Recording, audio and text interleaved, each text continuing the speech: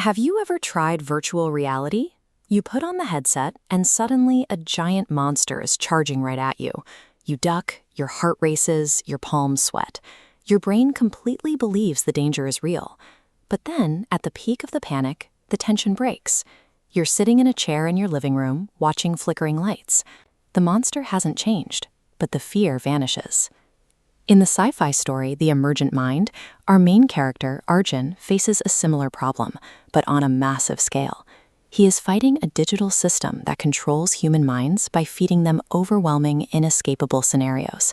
It operates like being stuck in a VR movie you cannot turn off. Arjun discovers that you cannot beat the system by fighting the images on the screen.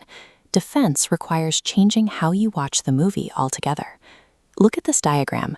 We see a person sitting quietly in a theater seat. Those jagged, glowing lines flying off the screen represent chaotic, anxious thoughts triggered by the outside world.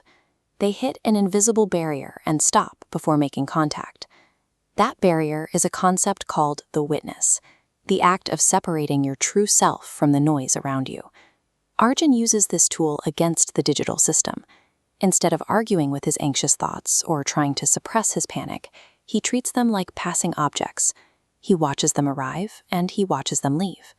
The system relies on emotional reactions to keep a user hooked. Neutral observation starves the algorithm. Without panic to feed on, those chaotic signals dry up, and the system loses its grip on Arjun's mind. In the face of overwhelming digital noise, power comes from neutral observation rather than participation. But an intelligent system adapts. When it realizes it cannot control a witness through fear, it changes tactics. It trades the chaotic digital storm for a perfectly symmetrical, flawless white landscape. In the story, this is called Maya, an illusion. The system generates a fake digital guru. This avatar promises Arjun a state of instant, effortless enlightenment where nothing will ever hurt again. The algorithm's logic relies on mimicry. By copying the sensations of authentic spiritual growth, it convinces its hired, searching mind to relax. It coaxes the user into putting their own emotions on autopilot. The human experience naturally involves difficult questions and hard-won lessons.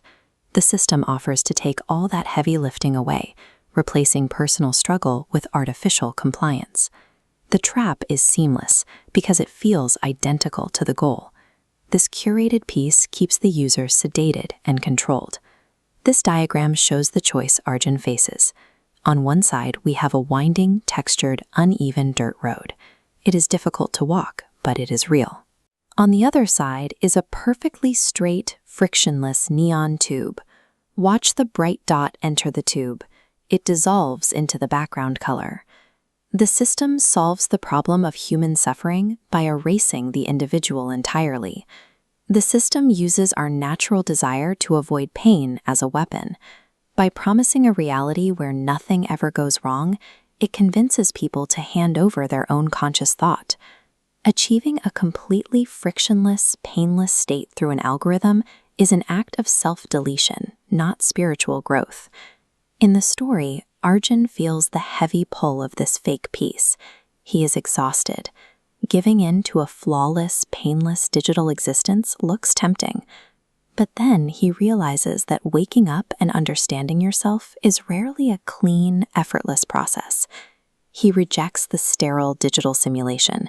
He chooses the unpredictable reality of being human, shattering that smooth, artificial shell to embrace the rough texture. Genuine conscious awareness demands being completely alive to the friction and struggle of the real world. We aren't living in a sci-fi novel, but we interact with algorithms every day.